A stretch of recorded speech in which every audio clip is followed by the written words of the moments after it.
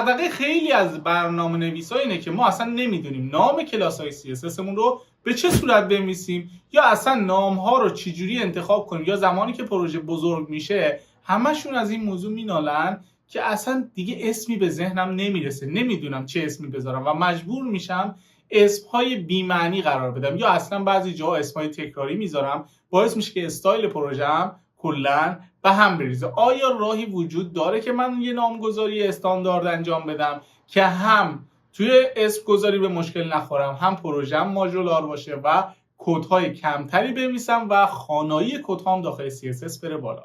ببینید اصلا به این صورت نیست که شما بیای یه تگ HTML تعریف کنی، بهش یه کلاسی بدی و در نهایت اون کلاس رو صدا بزنی و بهش استایل بدی. نه، CSS هم مثل بقیه بخش‌های برنامه‌نویسی یه سری اصول و قواعدی داره که شما باید اینها رو بدونی. من توی ویدیو